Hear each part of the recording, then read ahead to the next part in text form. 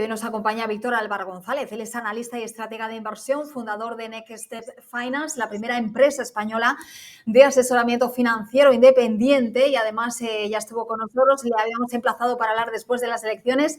Así que, Víctor, ¿qué tal? ¿Cómo estás? Muy buenos días y bienvenido. Muy buenos días, ¿qué tal? ¿Cómo estáis?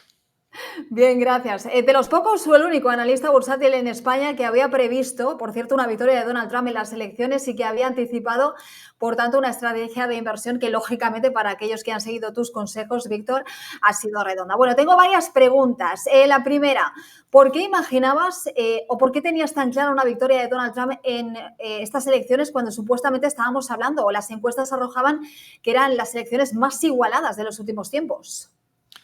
Lo primero, precisamente porque las encuestas, en el caso de Donald Trump, y conociendo un poco la política norteamericana, las encuestas precisamente solían estar sesgadas. Por un lado, porque mucha gente, ya lo vimos en las anteriores, cuando le preguntaban si iba a votar a Donald Trump, pues decía que no, aunque fuera a votarlo porque lo políticamente correcto no era votar a Donald Trump. Luego también había bastante sesgo porque las encuestas, tanto en Europa como en Estados Unidos, cada vez se utilizan más para orientar el voto, y cuando estudiabas cómo se hacían esas encuestas, pues por ejemplo se utilizaba mucho la elección de género, de raza, de edad, para buscar la forma de que tirara un poco en un sentido. También hay una cosa importantísima que nosotros nos tomamos muy en serio, y es lo que dijo vuestro expresidente Bill Clinton. Bueno, un asesor suyo, o le dijo un asesor suyo, dijo, es la economía, estúpido. Y aquí nosotros veíamos que es el IPC, estúpido, el IPC o la inflación. Por lo tanto, esto, cualquiera que mire un poco cuál era la situación de los precios en Estados Unidos se da cuenta que los salarios habían subido mucho menos que los precios. Y lo primero, tal vez a lo mejor en España se vota más con ideología, por ideología, probablemente en Francia, pero desde luego en Estados Unidos nuestra experiencia y conocimiento es que, como es lógico, se vota mucho con el bolsillo. Luego vimos un dato importantísimo, es el registro de votantes. Aquí no se registran los votantes como demócratas o republicanos, pero ahí con vosotros sí, y el registro de votantes republicanos había aumentado muchísimo. Y luego había digamos, una demasiada orientación, y esto ya era menos objetivo, lo anterior eran casi datos, pero había una orientación excesiva en la campaña de Harris hacia los sentimientos y poco hacia las políticas. Y yo creo que el votante quiere respuestas claras. Creo que ha sido una campaña que era una campaña en general bastante mal llevada, y todo sumado pues nos hizo pensar. No pensábamos que la victoria fuera a ser tan grande, eso lo reconocemos, pero sí le dimos muchas más probabilidades a que ganara Donald Trump, y obviamente orientamos nuestra estrategia de inversión y nuestros consejos en ese sentido.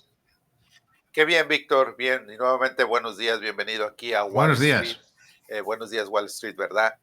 Y bien, yo tuve la oportunidad de estar en Europa hace ya más de un mes o antes de las elecciones propiamente, y sí, veía cómo los noticieros estaban hablando al respecto, pero ahora que ya ha ganado Donald Trump, ¿cómo está Europa? ¿Cómo lo ve? ¿Se considera más como que realmente Harris no dio batalla y se dio por perdedora, o que realmente tuvo la victoria los republicanos, en este caso representados por Donald Trump?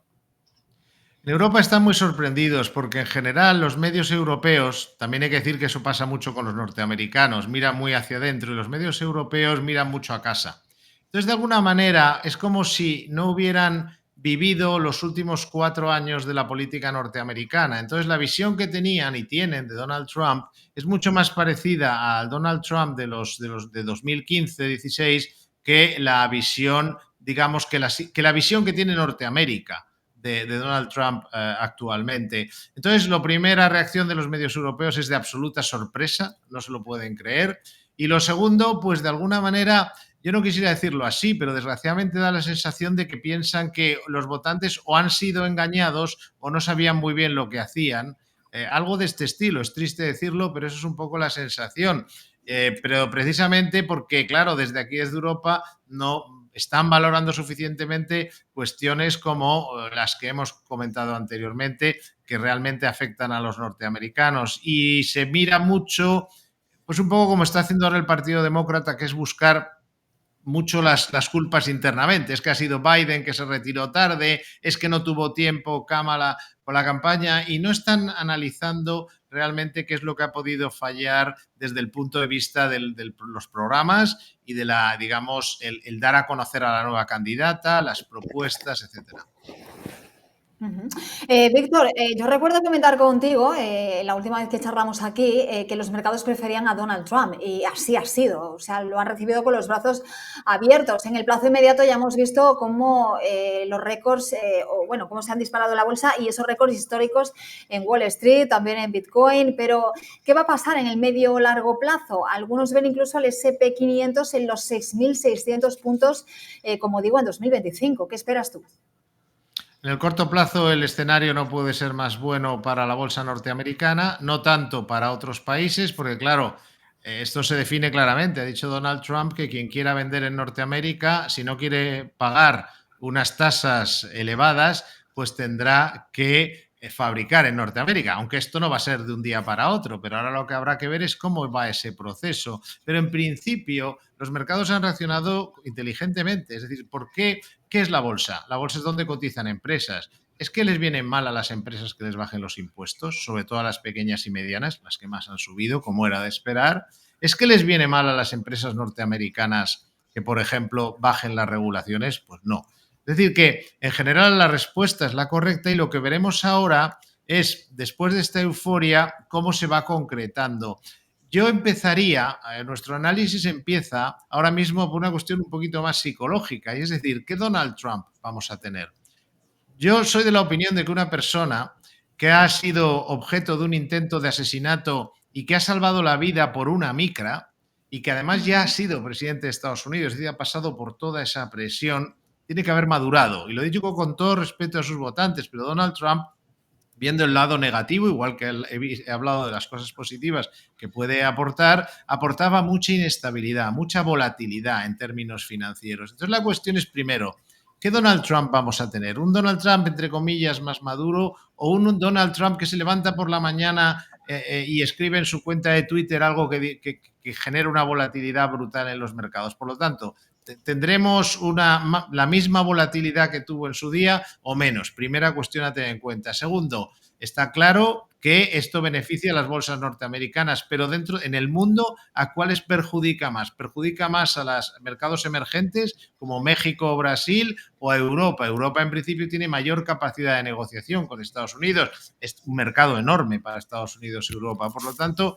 tenemos que ir viendo cómo se van desarrollando las circunstancias, pero en términos generales, la tendencia alcista de la bolsa, hasta que empiecen las negociaciones con China, con Europa, etcétera, debería de mantenerse.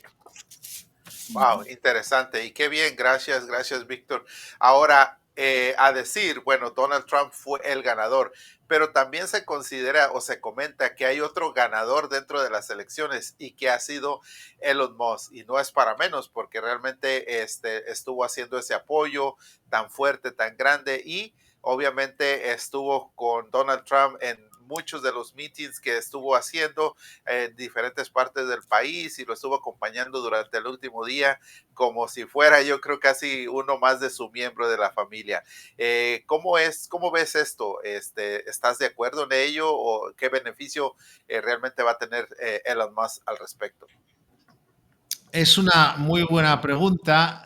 Yo no lo sé exactamente, pero desde luego es lógico que valores como Tesla, que representan en parte a Elon Musk, funcionen bien porque de alguna manera eh, está en una posición muy buena. Es decir, que ahora habrá mucha gente. Yo no sé si Elon Musk compró Twitter para esto, pero desde luego está claro que su capacidad de influencia se ha disparado. Se ha disparado por ser el propietario de Twitter, porque los medios tradicionales, lo que llamáis vosotros el legacy media, pues, y que también hay aquí, han sido los segundos grandes derrotados. Hay un segundo gran ganador en esta situación, que es Elon Musk, pero hay un segundo gran perdedor, que son los medios tradicionales, que pese a de forma masiva apoyar a Kamala Harris, no han conseguido hacerla presidenta. En el caso de Elon Musk, desde luego su posición es muy buena. Yo si fuera él, estaría muy contento ideológicamente, puesto que es obvio que es pro-Trump y tiene esas ideas, y desde luego como empresario, un empresario que depende mucho de él, digamos, porque muchos de sus actividades, no solo negocios, dependen de las regulaciones, pues va a ser importante. Pero para mí lo más importante desde el punto de vista económico y para Estados Unidos de la llegada de Elon Musk a este círculo de poder es la posibilidad de que adelgace la administración, de que quite la grasa superflua que puede haber en los gastos de la administración, de lo que en España, por cierto, somos especialistas. O sea, entendemos muy bien a qué se refiere cuando habla de esto. Pero queda una duda. ¿Qué tal se van a llevar, por ejemplo, dos personalidades como Trump o Elon Musk? ¿Qué pasará dentro de unos meses? ¿Seguirán siendo amigos? ¿Seguirán coincidiendo? ¿O Robert Kennedy Jr.? Eso ha sido importante también para Trump, pero porque crea esa especie de coalición que ha ayudado, yo creo, también mucho a que ganara. Pero, ¿cómo va a ser la relación con un demócrata de corazón como Robert Kennedy Jr., que además de corazón, yo creo, y creo que realmente quiere limpiar muchas cosas que hay en la administración, que hay en las empresas de alimentarias, farmacéuticas, cosas que efectivamente puede ser interesante renovar? Bueno, ¿cómo se van a llevar? Esto también habrá que vigilarlo, ¿no? Bueno, siendo además Trump o teniendo una personalidad muy peculiar, ¿no? Te pregunto, ¿realmente Europa temía una victoria de Donald Trump, a pesar de que estabas comentando, ¿no?, de la importancia que también tiene Europa en las relaciones comerciales con Estados Unidos? Pero ¿cuál es el impacto real que se espera del regreso de Donald Trump a la Unión Europea, o en la Unión Europea, perdón? ¿Es una alerta? ¿Es un cambio? Aquí hay mucha preocupación y tiene fundamento. Es decir, que los políticos europeos no se esperaban, yo creo la mayoría, esta victoria. No sé muy bien por qué, porque ellos sí que deberían tener, digamos, conocimiento de todo lo que estamos hablando aquí, pero no se lo esperaban. Y además, a ver, esta victoria podrían verla como el luchador de karate que utiliza la fuerza del enemigo a su favor. Me explico. Si Trump va a conseguir un alto al fuego, esperemos, por ejemplo, en Ucrania, sería algo en principio positivo para Europa. Entonces, ¿por qué no utilizar esto a favor? Esto sería, pero en general la visión no es esa, la visión es, llega el enemigo y nos va a quitar apoyo. En la sensación, la relación de momento no es buena. Como digo, también veremos cuál es la forma en que se relaciona Trump ahora con Europa. Al final, Trump es un deal maker, es un tipo que le gusta hacer acuerdos. Entonces, ¿en qué medida? Aquí en Europa no se da, yo creo que sí se dan cuenta de que tienen una fuerza para esa negociación, que es el enorme mercado que es la Unión Europea para Norteamérica, pero el proceso puede ser traumático. También hay una cosa muy importante, Europa no es homogénea. Es decir, hay países donde hay gobiernos muy anti-Trump, como podría ser el español o el de Bélgica, pero luego tienes posiblemente Alemania, aunque está por ver en qué va a quedar eso, y luego tienes países donde hay, como Italia, donde la actitud es mucho más cercana. ¿Qué va a poder más? Y también Trump, ¿qué interés va a tener? A lo mejor Trump lo que le interesa es no llevarse demasiado mal con Europa, porque si empieza a haber gobiernos que se pueden entender bien con él, pues de alguna manera son alianzas políticas interesantes.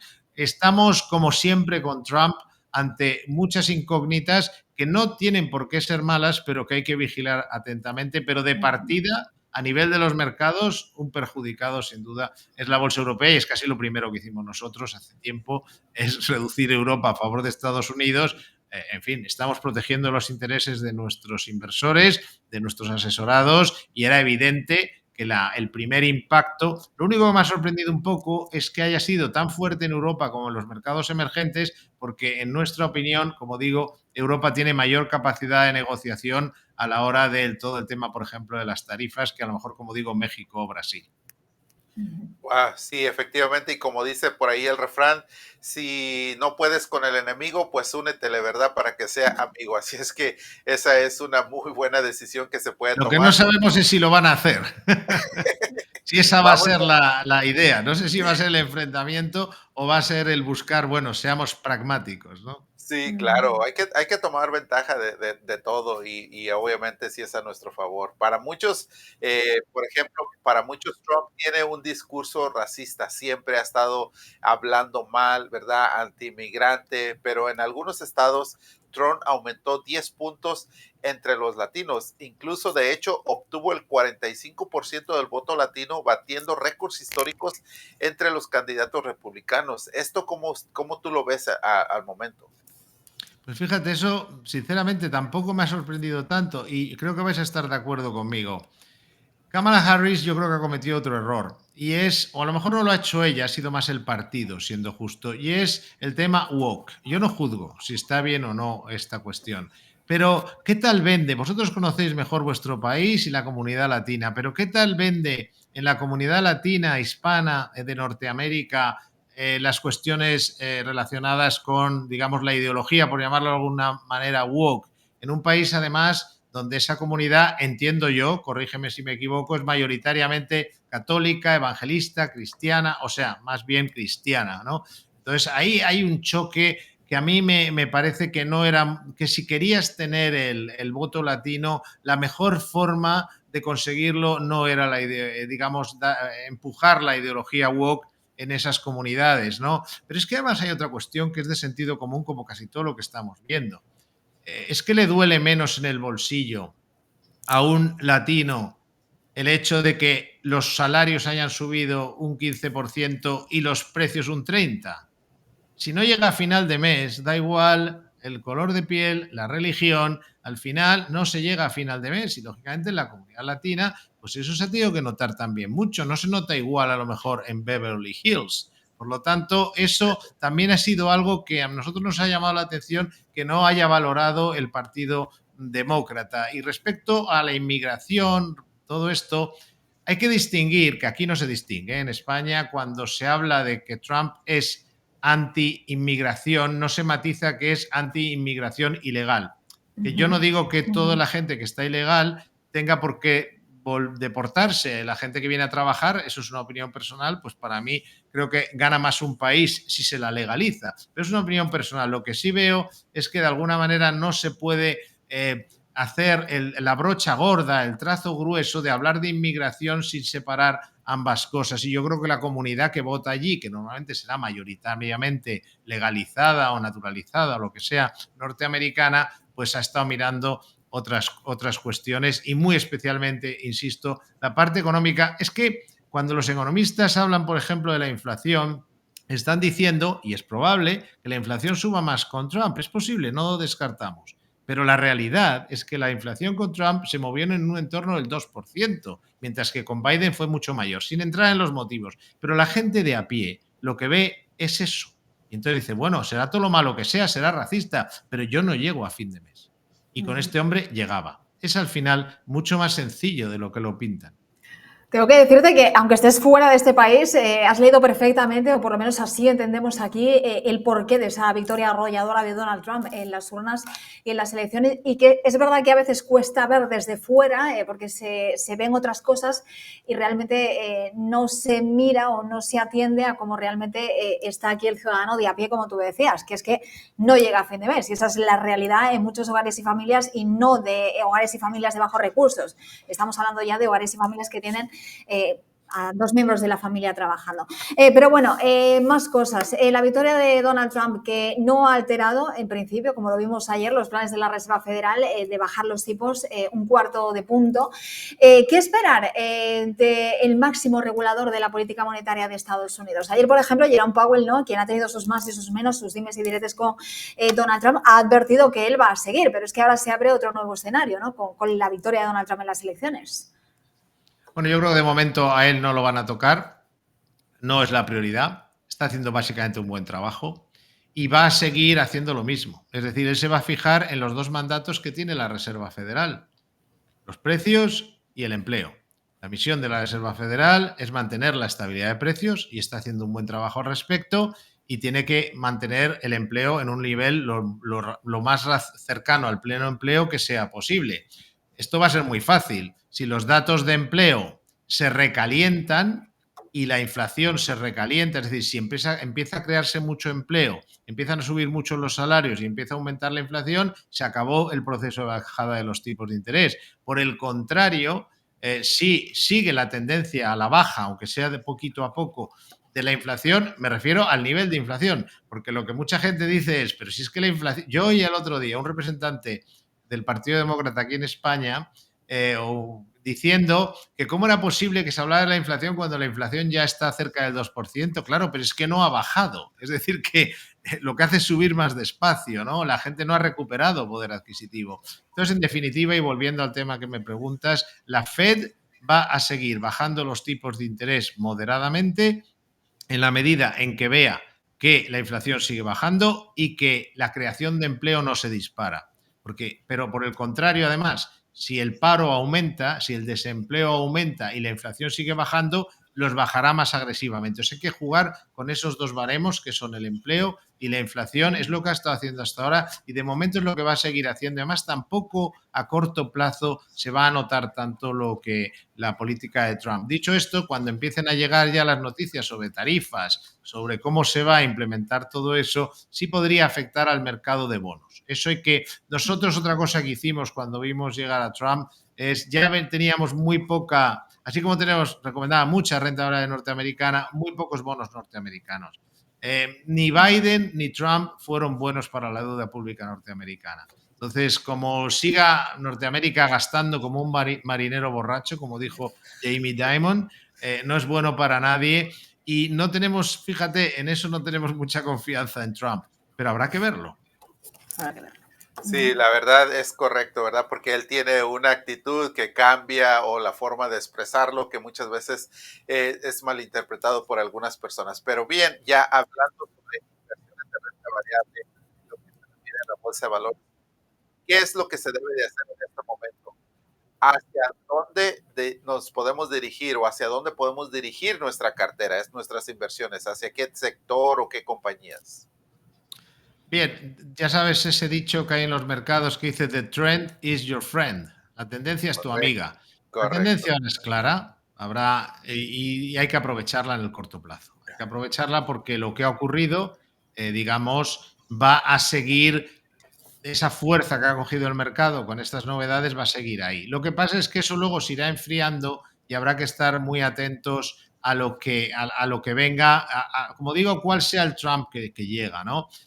Hay que prepararse para un tipo de inversión en el cual vuelva la volatilidad. Yo no creo que por mucho que haya cambiado Trump vayamos a librarnos de la volatilidad que generaba y entonces básicamente habrá que ser un poco más trader, es decir, más inversor de corto plazo, tampoco de día a día, pero vamos a tener que ir cambiando la composición de las carteras en función de cuál sea el cambio que viene con Trump. Yo hay una cosa clara, desde el momento que se ha hecho además con la mayoría en las cámaras y teniendo en cuenta que no quiere o ha dicho que no quiere otro mandato, ni siquiera probablemente pueda, no sé exactamente legalmente si es así, pero él lo ha dicho, pues realmente no se va a andar, como decimos en España, con chiquitas, va a ir a hacer cosas. Entonces depende si va a ir como un elefante en una cacharrería, no es la misma estrategia de inversión que si ha cambiado y va de una forma, digamos, un poco más pausada y buscando inicialmente los acuerdos más que empezar con el caos y llegar luego al acuerdo,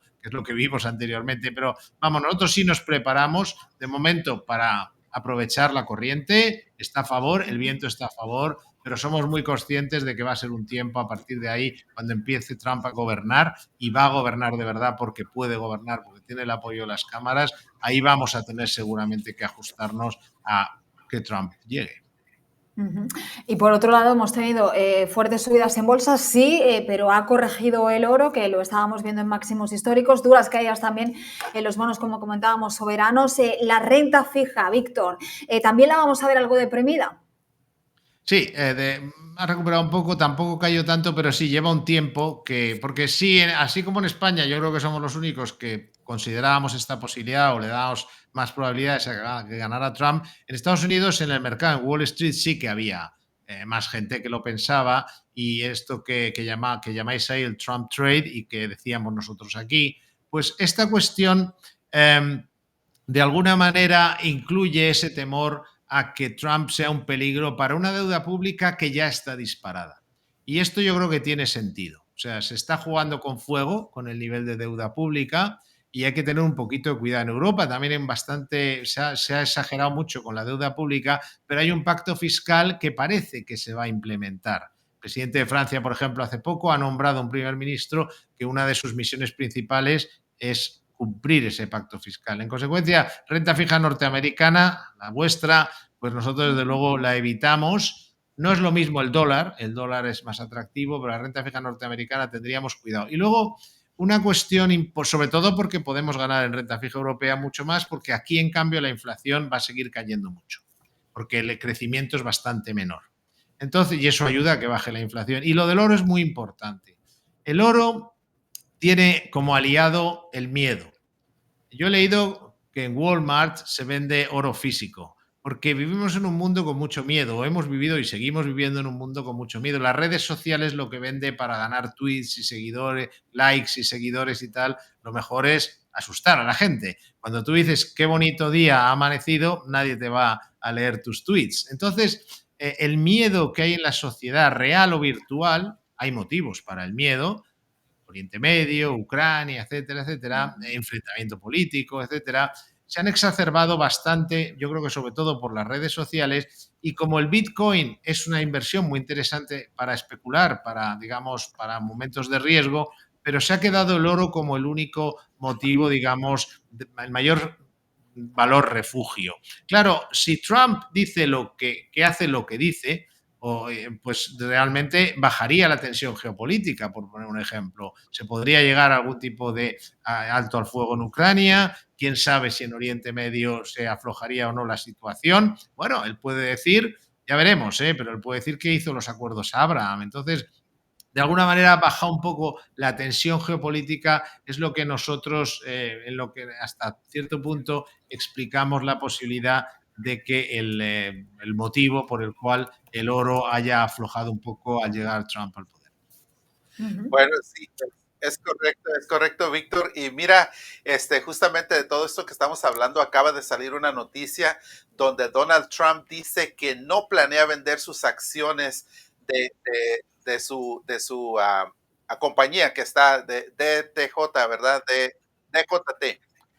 Incluso ha tenido un aumento esta mañana del 11%. Así es que, ¿cómo ves esto? O sea, eso yo creo que da más ayuda, más impulso al inversionista para que se sienta seguro de la economía. Porque, oye, si él no quiere perder dinero y va a seguir manteniendo sus acciones ahí, pues obviamente si nosotros, no quiero decir que compra acciones de esta cuenta, sino que saber que ellos también están metidos en la bolsa de valores y de eso depende el portafolio, porque escuchamos saber que en el año anterior, un ejemplo, alguno de estos grandes inversionistas tuvo un crecimiento del 18% en su portafolio. Entonces, nosotros también queremos tener crecimiento. ¿Cómo ves esto? Es una respuesta, yo creo, relativamente fácil. Hasta que llegó el COVID, la bolsa, bajo Donald Trump, ¿cómo la definiríamos? Que evolucionó el mercado de valores bajo la presidencia de Donald Trump hasta que llegó el COVID. Bueno, pues fue una bolsa alcista, pero muy volátil. Entonces, creo que vamos a tener algo parecido. Yo creo que la tendencia alcista, a ver, cuando dirige el país un empresario, tampoco tiene mucha lógica que quiera perjudicar al mercado de valores. Y todas sus medidas van hacia la reindustrialización de Norteamérica, eliminar regulaciones. Es un programa muy bueno para las empresas y así lo están mostrando. Pero luego el camino hacia esa visión más nacionalista, las tarifas, todo esto, el camino hasta conseguir eso que pretende, porque si no aumenta las tarifas va a tener un problema con el déficit. No puedes bajar los impuestos y que no haya otros ingresos, por mucho que Elon Musk vaya a eliminar gastos innecesarios. Entonces, el camino hacia la visión que tiene Donald Trump económica de América es más tortuoso de lo que parece. Es decir, a la larga no va a querer perjudicar ni a la economía norteamericana ni a las empresas norteamericanas, pero en el proceso de cambio que él pretende realizar, vamos a vivir una volatilidad importante como ya pasó anteriormente. ¿Que acabe bien? No digo que no. Que el proceso vaya a requerir adaptarse a la situación y a veces protegerse, y como cuando vas en un velero, entrar a veces en puerto para protegerte de la tormenta, eso creo que también casi podemos darlo por hecho. Bueno, Víctor, espectacular esta charla contigo, hemos aprendido muchísimo. De nuevo, darte la enhorabuena, porque como digo, fuiste uno de los pocos que avecinó una victoria de Donald Trump en las elecciones y, por tanto, las carteras de la gente que sigue tus consejos pues se vieron beneficiadas, lógicamente. Como digo, ha sido un placer tenerte esta mañana. No sé si, Alejandro, quieres añadir alguna cosita más.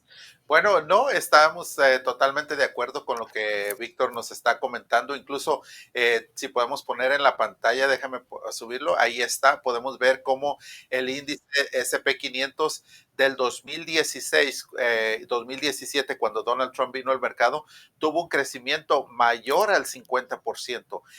Caso que estaba yendo muy bien cuando estuvo Biden, excepto porque se comenzó esa guerra en el 2022 en Ucrania y Rusia.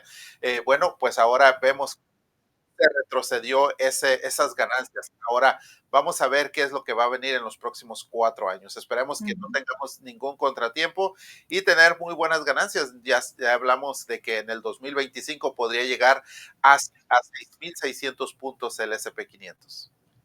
Puede que sí, pero será con contratiempos. Como has mostrado en ese gráfico, por ejemplo, hubo una negociación con China que yo todavía no me he recuperado del trabajo que nos dio, porque era bastante complicado.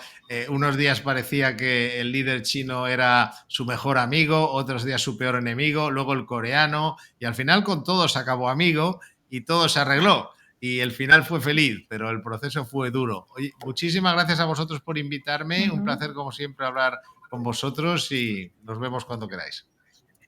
Te esperamos aquí cuando quieras. Esperemos que Donald Trump haya madurado, ¿no? En este tiempo, como comentabas antes. Esperemos que haya madurado. Unos 4 años un poquito más tranquilos, pero que sean buenos y beneficiosos para los estadounidenses y para el resto del mundo, porque al final lo que pasa aquí tiene un impacto a nivel global.